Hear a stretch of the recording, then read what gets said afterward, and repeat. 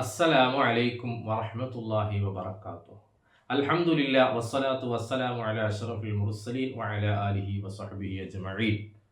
അല്ലാഹു സുബ്ഹാനഹു വ തആല നമ്മെ അനുഗ്രഹിക്കുമാറാകട്ടെ. പ്രിയപ്പെട്ടവരെ, മരണത്തോടുകൂടി നാം ചെന്ന് കിടക്കേണ്ടുന്ന നമ്മുടെ പ്രിയപ്പെട്ട വീടാണ് ഖബർ. ആ ഖബറിൽ നമ്മൾ ഇന്ന് നമ്മുടെ ദുനിയാവിൽ ഉണ്ടാക്കുന്ന വീടുകളിലെ ഒരു സൗകര്യങ്ങളും ഇല്ലാത്ത മണ്ണിൻ്റെ വീടാണ്. ആ ഖബറിൽ സന്തോഷമുണ്ടാകുന്ന 4 കാര്യങ്ങളാണ് നമ്മൾ ഇന്നിവിടെ പറയാൻ പോകുന്നത്.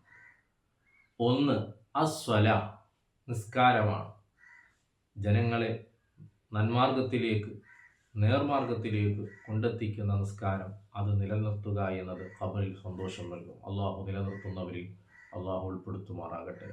ആ നിസ്കാരം മരണം വരെയും നിലനിർത്താൻ അള്ളാഹു നമുക്കും വേണ്ടപ്പെട്ടവർക്കും തൗഫീഖ് ചെയ്യുമാറാകട്ടെ. 2, കസ്റത്തു തസ്ബീഹ്, ധാരാളം തസ്ബീഹ് ചെല്ലണം. എത്രത്തോളം നമ്മളെ കൊണ്ട് തസ്ബീഹുകൾ വർദ്ധിപ്പിക്കാൻ കഴിയുമോ അത്രത്തോളം വർദ്ധിപ്പിക്കണം. ഹബീബായ നബി സല്ലല്ലാഹു അലൈഹി വസല്ലമ തങ്ങൾ പഠിപ്പിച്ചു, ജനം തീയെ എങ്ങനെയാണോ കെടുത്തിക്കളയുന്നത് അതുപോലെ നമ്മുടെ പാപങ്ങളെ കെടുത്തിക്കളയാൻ ഈ തസ്ബീഹിന് സാധിക്കും. അള്ളാഹു ഭാഗ്യം നൽകുമാറാകട്ടെ. 3-മതായി പഠിപ്പിച്ചു ഖിറാഅത്തുൽ ഖുർആൻ. ഖുർആൻ ധാരാളമായി ഓതുന്നവരാകണം. ഖുർആനുമായി സമൂഹത്തിന് വലിയ ബന്ധം വേണം. ഖുർആൻ നമ്മുടെ വീട്ടിൽ അടച്ചു പൂട്ടി വെക്കപ്പെടേണ്ട ഒന്ന് അല്ല.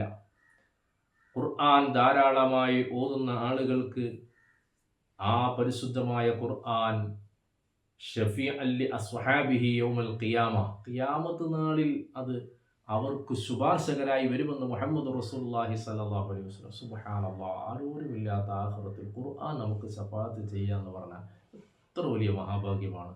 അള്ളാഹു ആ ഭാഗ്യം നമുക്ക് നൽകുമാറാകട്ടെ.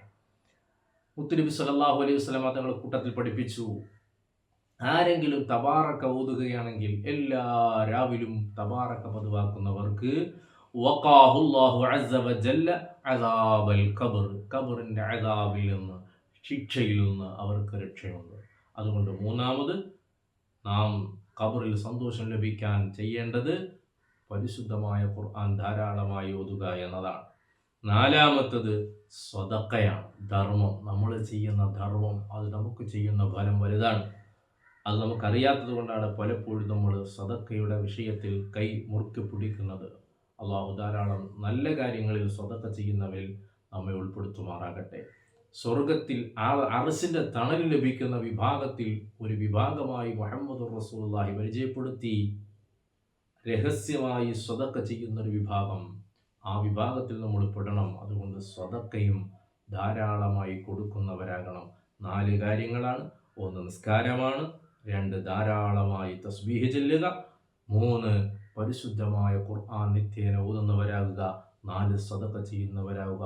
ഇതുകൊണ്ട് അമൽ ചെയ്യാൻ അള്ളാഹു നമുക്ക് തൗഫീഖ് നൽകുമാറാകട്ടെ. ഇത് ചെയ്ത് ഖബറിൽ സന്തോഷം ലഭിക്കുന്ന മഹാഭാഗ്യവാന്മാരിൽ അള്ളാഹു നമ്മെ ഉൾപ്പെടുത്തുമാറാകട്ടെ. അസ്സലാമു അലൈക്കും വറഹ്മത്തുള്ളാഹി.